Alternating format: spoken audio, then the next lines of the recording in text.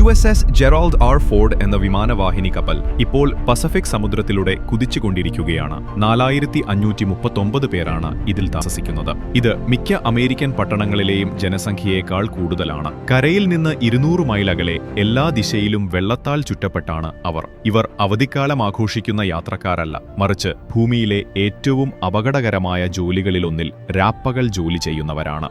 Jail സെല്ലുകളേക്കാൾ ചെറിയ മുറികളിലാണ് അവർ ഉറങ്ങുന്നത്. കടലിൽ ഇതുവരെ സ്ഥാപിച്ചതിൽ വെച്ച് ഏറ്റവും ശക്തമായ ആയുധങ്ങളാണ് അവർ പ്രവർത്തിപ്പിക്കുന്നത്. 5000 ആളുകൾ എങ്ങനെയാണ് മാസങ്ങളോളം സമുദ്രമധ്യത്തിൽ അതിജീവിക്കുന്നത്? യാഥാർത്ഥ്യം നിങ്ങൾ ചിന്തിക്കുന്നതിലും അവിശ്വസനീയമാണ്. ഈ യുദ്ധക്കപ്പലിന് 1092 അടി നീളമുണ്ട്. മുഴുവനായി ലോഡ് ചെയ്യുമ്പോൾ ഇത് 1,00,000 ടണ്ണിലധികം ഭാരം വഹിക്കുന്നു. കരയിൽ സ്പർശിക്കാതെ അല്ലെങ്കിൽ വീണ്ടും സാധനങ്ങൾ നിറയ്ക്കാതെ ഇതിന് തുടർച്ചയായി 90 ദിവസം സഞ്ചരിക്കാൻ കഴിയും. 90 ദിവസം 5000 ആളുകളുമായി സമുദ്രമധ്യത്തിൽ. അപ്പോൾ 5000 വിശക്കുന്ന നാവികർക്കും മറീൻസിനും എങ്ങനെയാണ് എല്ലാ ദിവസവും ഭക്ഷണം നൽകുന്നത്? ഇതിലെ ലോജിസ്റ്റിക്സ് തികച്ചും അവിശ്വസനീയമാണ്. കപ്പലിലെ കലവറകൾ ആഴ്ചയിൽ 7 ദിവസവും 24 മണിക്കൂറും പ്രവർത്തിക്കുന്നു. അവർ ദിവസവും ഏകദേശം 10,000 കണക്കിന് വ്യക്തിഗത ഭക്ഷണങ്ങൾ വിളമ്പുന്നു. ഈ ഒഴുകുന്ന കോട്ടയിൽ ഓരോ മണിക്കൂറിലും ആയിരക്കണക്കിന് ആളുകൾക്കായി പുതിയതും ചൂടുള്ളതുമായ ഭക്ഷണം തയ്യാറാക്കുകയാണ്. അതും കടൽക്ഷോഭത്തിലാടുമ്പോഴും ചിലപ്പോൾ യുദ്ധപ്രവർത്തനങ്ങൾക്കിടയിലും. ഭക്ഷണ സംഭരണം മാത്രം അവിശ്വസനീയമാണ്. വിമാനവാഹിനി കപ്പലുകൾക്ക് ഒരു ചെറിയ നഗരത്തിന് മാസങ്ങളോളം ഭക്ഷണം നൽകാൻ ആവശ്യമായ സാധനങ്ങൾ സംഭരിക്കുന്നു. ആയിരക്കണക്കിന് ടൺ ശീതീകരിച്ച മാംസം, പുതിയ പച്ചക്കറികൾ, പാൽ ഉൽപ്പന്നങ്ങൾ, ഉണങ്ങിയ സാധനങ്ങൾ എന്നിവയെക്കുറിച്ചാണ് നമ്മൾ സംസാരിക്കുന്നത്. കപ്പലിൽ ഒന്നിലധികം ശീതീകരിച്ച സ്റ്റോറേജ് ഏരിയകളുണ്ട്. ഓരോന്നും ഒരു വെയർഹൌസിന്റെ വലുപ്പമുള്ളതാണ്. എന്നാൽ മിക്ക സാധാരണക്കാർക്കും അറിയാത്ത ഒരു കാര്യമുണ്ട്. ഈ കാരിയറുകളിലെ ഭക്ഷണം ലോകത്തിലെ തന്നെ ഏറ്റവും മികച്ചതാണ്. നാവികസേനയിലെ പാചക വിദഗ്ധർ രാജ്യത്തെ മികച്ച പാചക വിദ്യാലയങ്ങളിൽ പരിശീലനം നേടുന്നവരാണ്. ഈ കപ്പലിൽ വിളമ്പുന്ന ചില ഭക്ഷണങ്ങൾ ലോകത്തിലെ മികച്ച റെസ്റ്റോറന്റുകൾക്ക് പോലും കിട്ടാറില്ല. വലിയ ഓവനുകളിൽ എല്ലാ ദിവസവും പുതിയ ബ്രെഡ് ഉണ്ടാക്കുന്നു. അവ ഒരിക്കലും പ്രവർത്തിക്കുന്നത് നിർത്തുന്നില്ല. പിസ്സ നൈറ്റ്, ടാക്കോ ചൊവ്വ, സ്റ്റീക്ക്, ലോബ്സ്റ്റർ അത്താഴം, അങ്ങനെ പോകുന്നു വൈവിധ്യം നിറഞ്ഞ ആഹാരങ്ങൾ. ഇവ നാവിക യൂണിഫോം ധരിച്ച വിദഗ്ധരായ പാചകക്കാർ തയ്യാറാക്കുന്ന ഫ്രഷായ ഓർഡർ അനുസരിച്ചുണ്ടാക്കുന്ന ഭക്ഷണങ്ങളാണ്. കലവറയിലെ പ്രവർത്തനങ്ങൾ ഒരു തികഞ്ഞ നൃത്തം കാണുന്നതുപോലെയാണ്.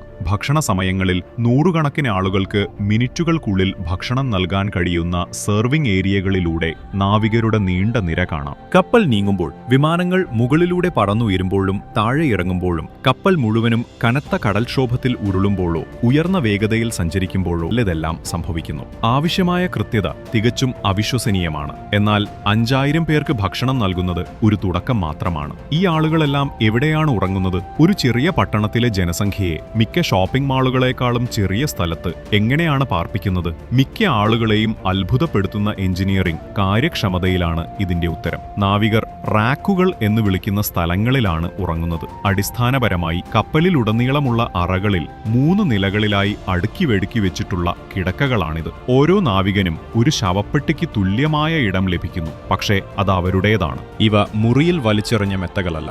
ഓരോ റാക്കിനും അതിന്റേതായ light, ventilation system, storage space എന്നിവയുണ്ട്. നാവികർ ഫോട്ടോകൾ, വ്യക്തിഗത സാധനങ്ങൾ, അവർക്ക് ഉൾക്കൊള്ളാൻ കഴിയുന്ന മറ്റ് സൗകര്യങ്ങൾ എന്നിവ ഉപയോഗിച്ച് അവരുടെ ചെറിയ ഇടങ്ങൾ ഇഷ്ടാനുസൃതമാക്കുന്നു. ഇത് മാസങ്ങളോളം അവരുടെ വീടായി മാറുന്നു. സ്വകാര്യത പരിമിതമാണ്, പക്ഷേ ജോലിക്കാർ അത് കൈകാര്യം ചെയ്യുന്നു. മുതിർന്ന എൻലിസ്റ്റഡ് നാവികർ ഒരാളുമായി മാത്രം മുറി പങ്കിട്ടേക്കാം. ജൂനിയർ നാവികർ പലപ്പോഴും ഡസൻ കണക്കിന് ആളുകളുമായി വലിയ അറകളിൽ താമസിക്കുന്നു. ഓഫീസർമാർക്ക് അല്പം മെച്ചപ്പെട്ട താമസ സൗകര്യങ്ങൾ ലഭിക്കുന്നു. സ്വകാര്യ സ്റ്റേറ്റ് റൂമുകൾ ഇപ്പോഴും മിക്ക കോളേജ് ഡോർം റൂമുകളേക്കാൾ ചെറുതാണ്. ക്യാപ്റ്റന്റെ ക്വാർട്ടേഴ്സ് പോലും കൂടുതൽ വിശാലമാണെങ്കിലും സാധാരണ നിലവാരത്തേക്കാൾ ഇടുങ്ങിയതായി തോന്നും. സമുദ്രത്തിലെ ഒരു ചലിക്കുന്ന പ്ലാറ്റ്ഫോമിൽ 5000 പേരെ താങ്ങി നിർത്തുമ്പോൾ സ്ഥലത്തിന് വലിയ പ്രാധാന്യമുണ്ട്. വെള്ളം ഉൽപാദനവും മറ്റൊരു എഞ്ചിനീയറിംഗ് അത്ഭുതമാണ്. വിമാനവാഹിനി കപ്പലുകൾ കടൽ വെള്ളത്തിൽ നിന്ന് ആണവശക്തിയുള്ള ഡീസൽ അയനേഷൻ പ്ലാന്റുകൾ ഉപയോഗിച്ച് ശുദ്ധജലം ഉണ്ടാക്കുന്നു. ജെറാൾഡ് ആർ ഫോർഡിന്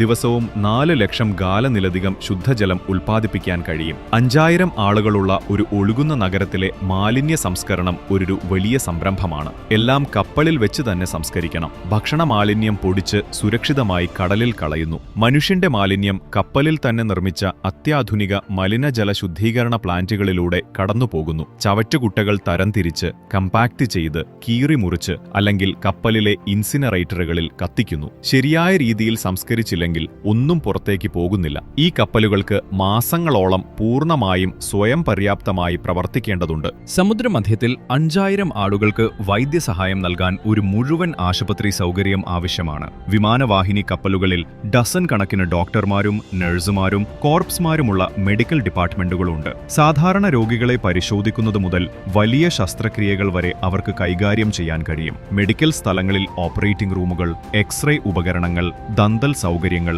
ഫാർമസി, തീവ്രപരിചരണ വിഭാഗങ്ങൾ എന്നിവ ഉൾപ്പെടുന്നു. അവിടെ യുദ്ധത്തിൽ പരിക്കേറ്റവരെ ചികിത്സിക്കാൻ തയ്യാറാണ്. എന്നാൽ അടച്ചിട്ട സ്ഥലങ്ങളിൽ താമസിക്കുന്ന 5000 ആളുകളുടെ ദൈനംദിന മെഡിക്കൽ ആവശ്യാവശ്യങ്ങളും അവർ കൈകാര്യം ചെയ്യുന്നു. മാസങ്ങളോളം കുടുംബങ്ങളിൽ നിന്ന് അകന്നു കഴിയുന്ന 5000 ആളുകൾക്ക് പുറം ലോകവുമായുള്ള ആശയവിനിമയം നിർണായകമാണ്. ആധുനിക വിമാനവാഹിനി കപ്പലുകളിൽ അത്യാധുനിക ഉപഗ്രഹ ആശയവിനിമയ സംവിധാനങ്ങളുണ്ട്. ഇത് ഇമെയിൽ, ഇന്റർനെറ്റ് ആക്സസ്, വീട്ടിലേക്ക് വീഡിയോ കോളുകൾ പോലും അനുവദിക്കുന്നു. ഏതാനും പതിറ്റാണ്ടുകൾക്ക് മുമ്പുള്ളതിനേക്കാൾ ഇത് വലിയ മെച്ചപ്പെടുത്തലാണ്. കപ്പലിലെ 5000 ആളുകൾ ഒരു ഡോക്കിൽ കെട്ടിയിട്ടിട്ടതുപോലെ ജോലി ചെയ്യുകയും ഭക്ഷണം കഴിക്കുകയും ഉറങ്ങുകയും ചെയ്യുന്നു. ഈ ഒഴുകുന്ന നഗരങ്ങളെ സുരക്ഷിതമായി പ്രവർത്തിപ്പിക്കാനാവശ്യമായ നാവിഗേഷനും സീമാൻഷിപ്പും അവിശ്വസനീയമാണ്. കാലാവസ്ഥ, മറ്റ് കപ്പൽ ഗതാഗതം, സാധ്യതയുള്ള ഭീഷണികൾ എന്നിവ നിരീക്ഷിച്ച് 24 മണിക്കൂറും പ്രവർത്തിക്കുന്നു. ഈ ഒഴുകുന്ന നഗരങ്ങൾ അവരുടേതായ സംസ്കാരങ്ങൾ, പാരമ്പര്യങ്ങൾ, വിന്യാസ ജീവിതത്തിലെ സമ്മർദ്ദത്തെ കൈകാര്യം ചെയ്യാനുള്ള വഴികൾ എന്നിവ വികസിപ്പിക്കുന്നു.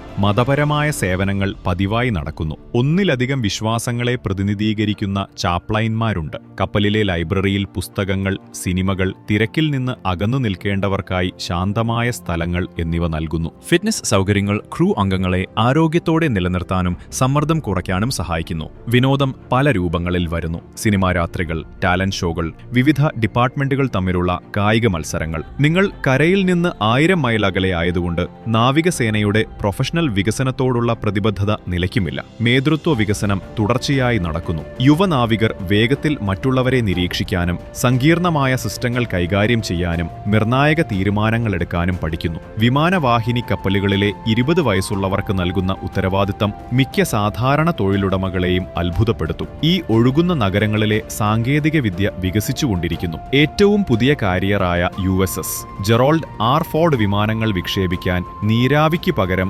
വൈദ്യുതകാന്തിക കാറ്റപ്പുൾട്ടുകൾ ഉപയോഗിക്കുന്നു. പൊതുലക്ഷ്യങ്ങൾക്കായി ഒരുമിച്ച് പ്രവർത്തിക്കുന്ന 5000 അമേരിക്കക്കാരുടെ അർപ്പണബോധം, വൈദഗ്ധ്യം, ടീം വർക്ക് എന്നിവയാലാണ് ഈ ഒഴുകുന്ന നഗരങ്ങൾ വിജയിക്കുന്നത്. ഈ ഒഴുകുന്ന നഗരങ്ങൾ പ്രവർത്തിപ്പിക്കുന്നതിന്റെ സാമ്പത്തിക ആഘാതം വളരെ വലുതാണ്. ഓരോ വിന്യാസത്തിലും കപ്പലിലുള്ള 5000 ആളുകൾ മാത്രമല്ല, നാട്ടിലുള്ള ആയിരക്കണക്കിന് കുടുംബാംഗങ്ങളും ഉൾപ്പെടുന്നു. നമ്മളിൽ മിക്കവർക്കും സങ്കല്പിക്കാൻ പോലും കഴിയാത്ത സാഹചര്യങ്ങളിൽ അവർ ജീവിക്കുകയും ജോലി ചെയ്യുകയും ചെയ്യുന്നു. നമ്മുടെ രാഷ്ട്രത്തെ സുരക്ഷിതവും സ്വതന്ത്രവുമായി നിലനിർത്തുന്ന ജോലികൾ അവർ ചെയ്യുന്നു. ഈ വീഡിയോ ഇഷ്ടപ്പെട്ടെങ്കിൽ ലൈക്ക് ചെയ്യാനും നിങ്ങളുടെ അഭിപ്രായങ്ങൾ കമന്റ് ചെയ്യാനും മറക്കരുത്. അതിശയകരമായ ഉള്ളടക്കത്തിനായി സബ്സ്ക്രൈബ് ചെയ്യുക. കണ്ടതിന് നന്ദി.